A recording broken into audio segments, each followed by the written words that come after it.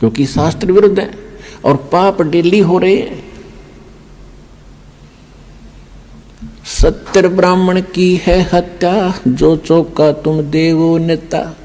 ब्राह्मण सेंस हत्या जो होई, जल स्नान करत हो सोई।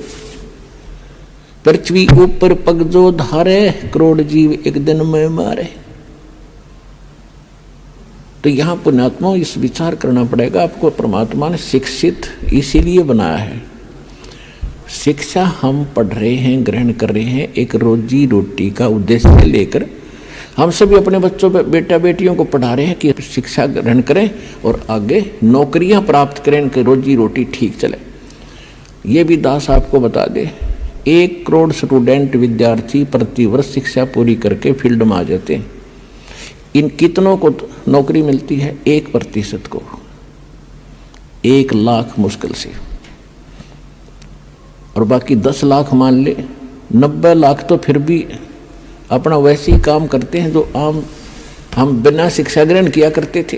तो ये परमात्मा ने लालच देकर आपको पढ़वा दिया, और इस शिक्षा का केवल काम है कि आप भगवान को पहचान लोगे। अपने सदग्रंथों को, अपने घर में दबे खजाने को तुम खुद खोज लोगे। आप भिखारी बने फिरो थे, पूर्व पश्चिम उत्तर दक्षिण फिरदा दाणे दाणे नू। सर्व कला सतगुरु साहेब की, हरि आए हरि आने नू। कि तुम एक पेट के लिए पता नहीं कहां कहां भटक रहे हो, और जब हमें सत साधना मिल जाएगी तो भगवान का विधान है आपका बरकत शुरू कर देगा, आपके घर भर देगा। जब आपकी नीयत भर जाएगी तो आपका घर भर गया, और आपके आए हुए संकटों का निवारण करेगा। लाखों रुपये बीमारियों पर लग रहे थे, हजारों रुपये बीड़ी तम्बाकू शराब, महीने में 10-10 हज़ार रुपये खराब कर देते थे, वो बचत होगी। और फिर हम बेमतलब की परंपराएं बनाए बैठे हैं, इनको ख़त्म करेंगे। हम भगत बनकर जिएंगे, तभी हम आगे सफ़र पर बढ़ेंगे। तो प्रसंग चल रहा, उसी पर आते हैं।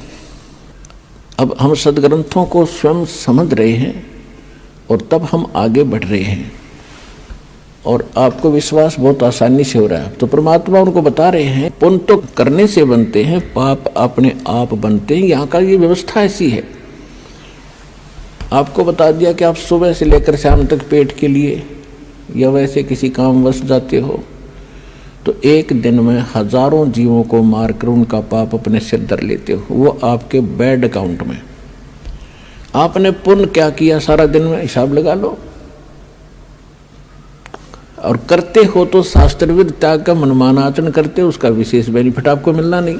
तो वो थोड़ा बहुत पुण्य करते हो, कहीं छोटा मोटा कोई भंडारा कर दिया पक्षियों को, पशुओं को, कोई दाना वगैरह डाल देते हो, छोटी मोटी कोई धर्मशाला प्याऊ बनवा दी, या कहीं कोई भंडारा कर दिया, कंबल बांट दिए, ये छोटे मोटे पुण्य हैं।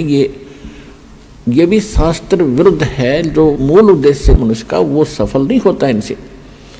अब जैसे जमीन है, 1 एकड़ जमीन, उसमें फसल पैदा करने के लिए गेहूं, बाजरा, ज्वार, जो हमारी जीवन रक्षक है, हमारे जीवन की जो आवश्यकता है, उसको प्राप्त करने के लिए उस 1 एकड़ जमीन को कितनी बार तो बाना पड़ता है, संवारना पड़ता है।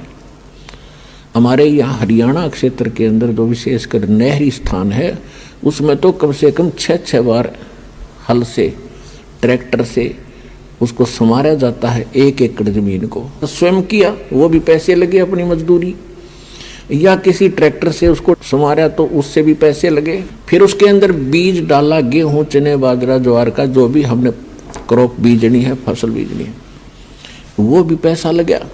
फिर उसमें खाद डाला, उसमें पैसा लगा, दवाई डाली, उसमें पैसा लगा, और फिर उसको सिंचाई की, उसमें पैसा लगा।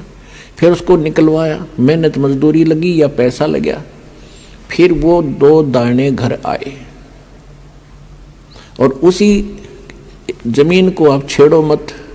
1 वर्ष देखना उसमें कितना अड़ंगा पैदा हो जाएगा, वह दिखाई भी नहीं दे जमीन, और कोरा कुबाड़ जामेगा जो आपके यूज का नहीं है। इसी प्रकार ये हमारा शरीर रूपी एक पृथ्वी है, जहाँ हम रह रहे हैं इस लोक में पाप तो अपने आप होते हैं बगैर किए, और पुण्यों को करने के लिए एक विधान है। जैसे फसल तैयार करने के लिए सारा प्रोसेस अपनाना पड़ता है, सारा तरीका अपनाना पड़ता है, विधि, तो तब वो गेहूं प्राप्त होता है, तब वो व्यक्ति सुरक्षित होता है, आवश्यक वस्तु से प्राप्त होती है। तो कहने का भाव ये है पुण्यात्माओं,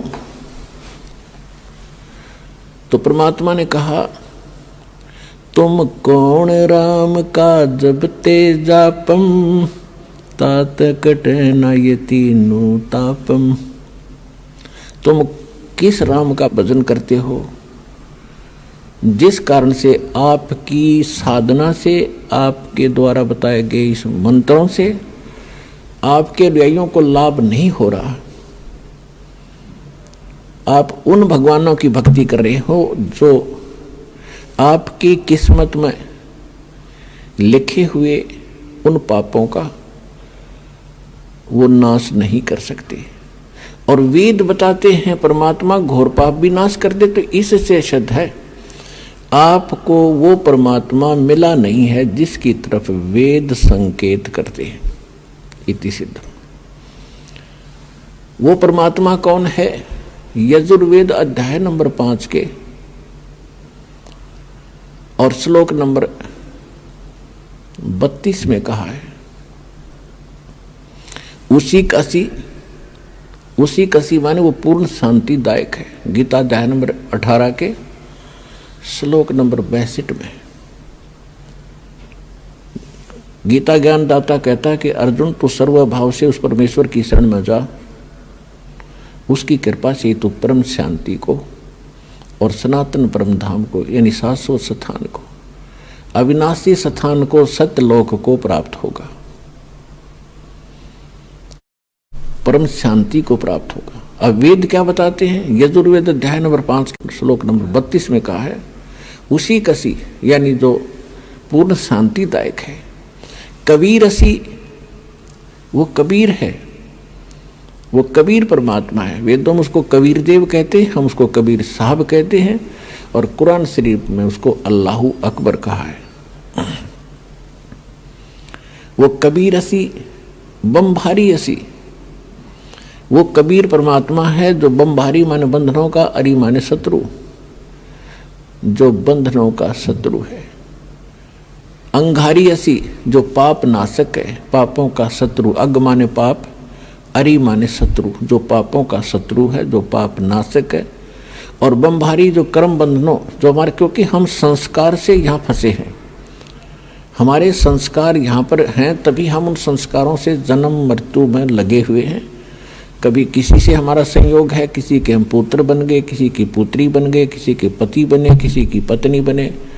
तो ये संस्कार हमारे जो हैं, इनके कारण हम बंद में हैं, और ये काल की बंद है, कैद है, बंदी ग्रह है। तो फिर परमात्मा खुद बताते हैं कि बंदी छोड़ हमारा नामम, अदर अमर है अस्थिर ठामम। अमर करूं सतलोक पठाऊं, ताते बंदी छोड़ कहाऊं। अमर करूं, तुम्हें यहाँ सदा के लिए सुखी कर दूंगा, जन्म मृत्यु से रहित कर दूंगा, तुम्हारे सब पापों का नाश करूंगा, सब संस्कार और बंधन यहाँ से समाप्त कर दूंगा, इसलिए मैं बंदी छोड़ कहलाता हूँ।